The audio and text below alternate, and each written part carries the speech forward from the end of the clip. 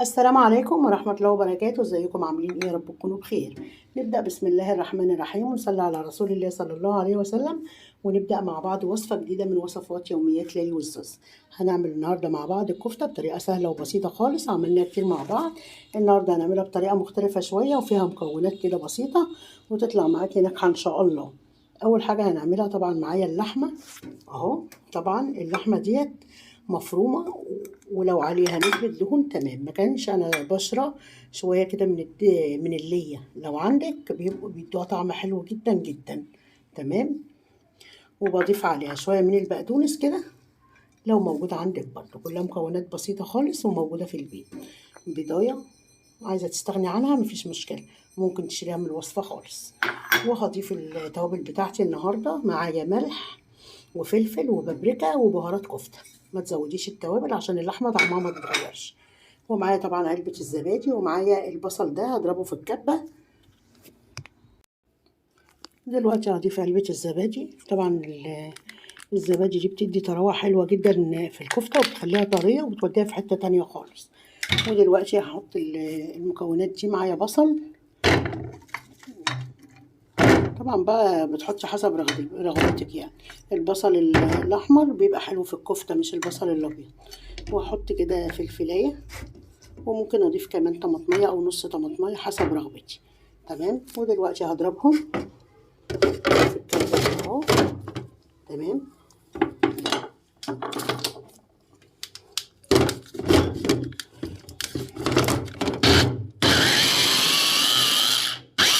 لحد ما ينعموا كويس جدا، وبعد كده هضيفهم على المكونات دي.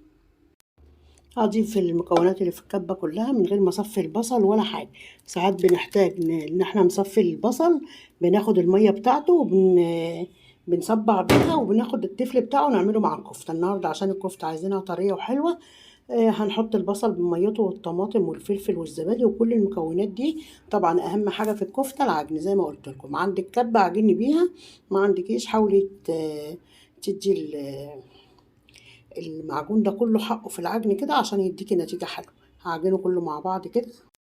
دلوقتي خلصت عجن اللحمة المفرومة كويس جدا زي ما احنا شايفين كده، لحد ما اتسمغت واتعجنت خالص مع البصل والمكونات كلها.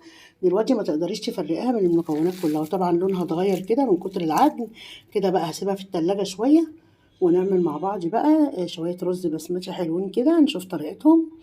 يلا نبدأ مع بعض. دلوقتي معايا حلة على النار، هحط فيها مكعب زبدة وشوية من الزيت.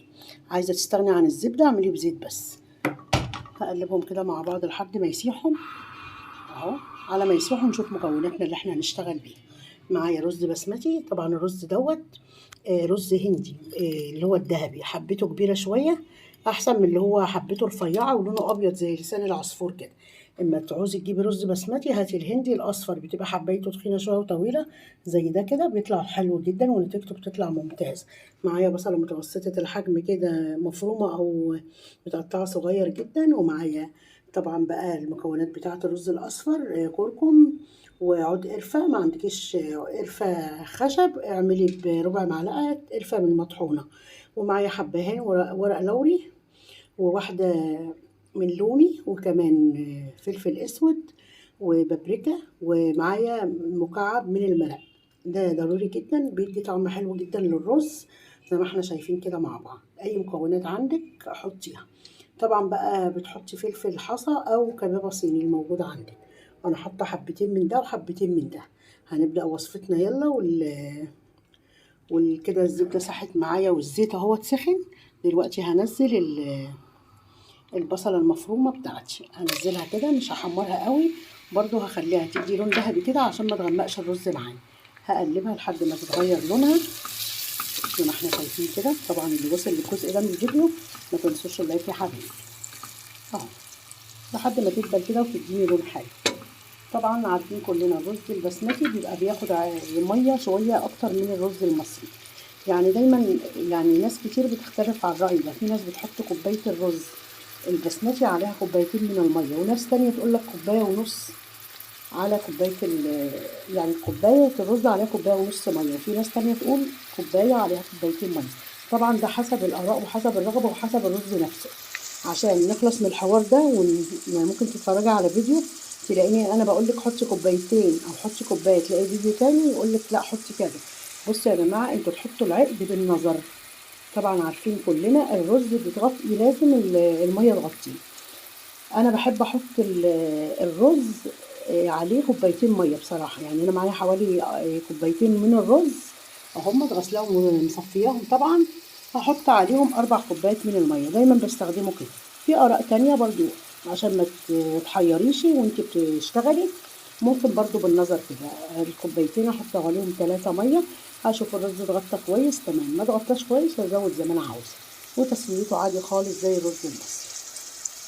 طبعا بعد ما البصله جبلت معايا كده اهو زي ما احنا شايفين، هنزل عليها التوابل والمكونات بتاعتي. دلوقتي البصله جبلت خالص تمام اهي، لونها بدأ يتغير معايا اهو.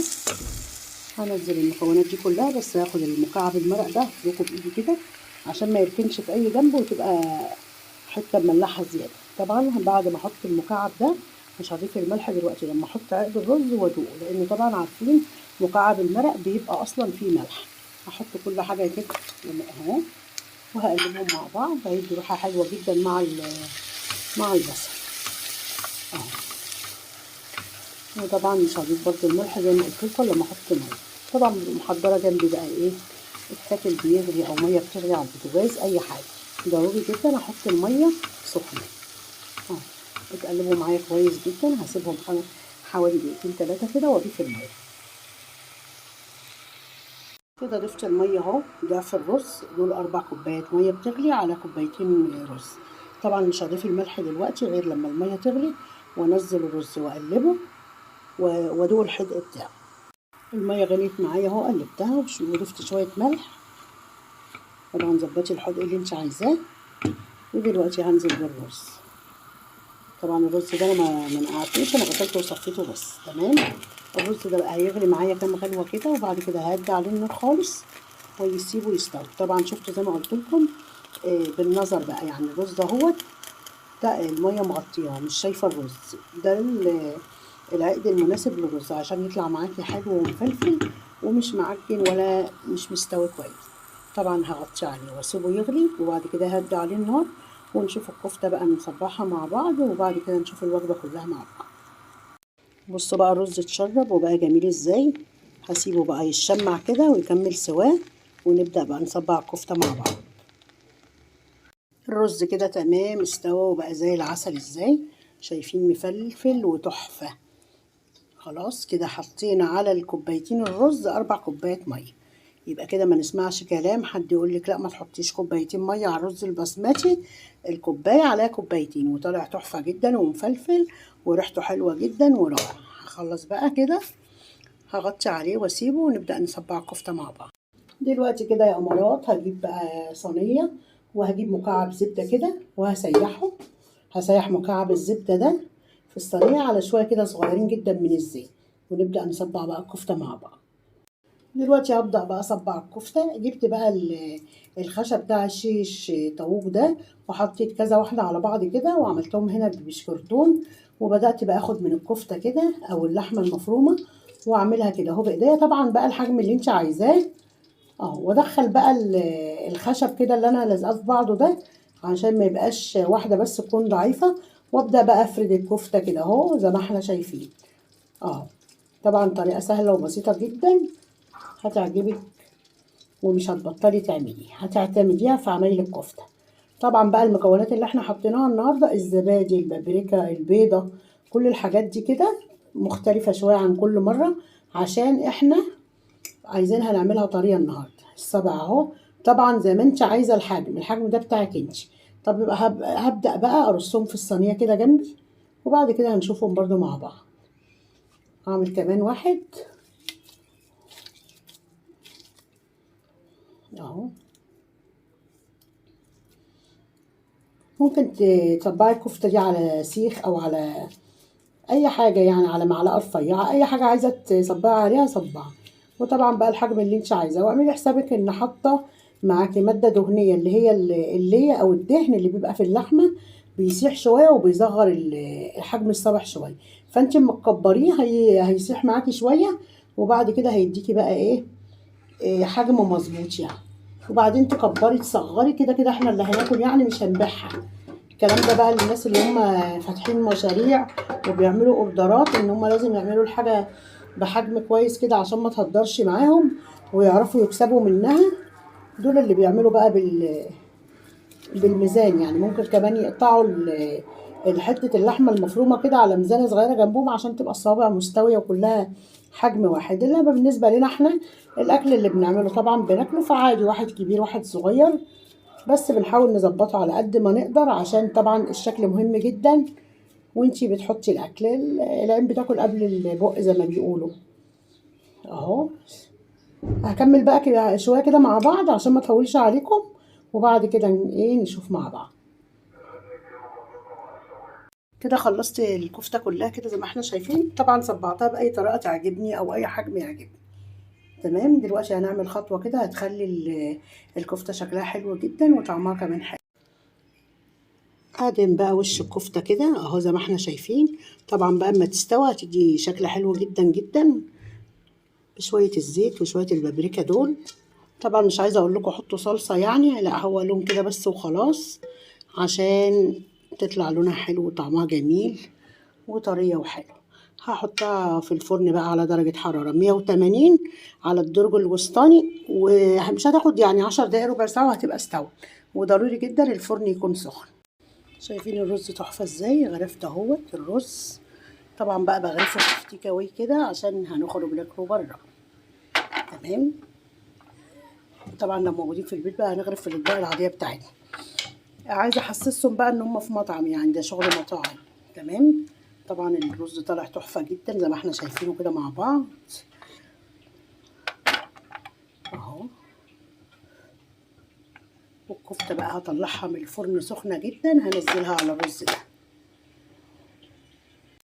طلعت بقى كده الكفته، طالعه تحفه جدا. شايفين عامله ازاي؟ جميله جدا وطريه وهشه خالص. وطبعا بقى اللي اتلسع ده الزبده، طبعا انتوا عارفين الزبده ما بتحبش ايه نار كتير. اهو طلعه طريه وجميله بصراحه، مختلفه جدا وطعمها رائع جدا. وجربوها تعجبكم بالمكونات والوصفات دي. تمام. ولو مع النهارده الوصفه عجبتكم ما تنسوش اللايك. شفتوا الجمال؟ شفتوا شويه سلطه بقى خضره كده، شويه سلطه طحينه بالزبادي، والوجبه جميله جدا وغذائيه متكامله اهو. بألف هنا وشفا. مع السلامه.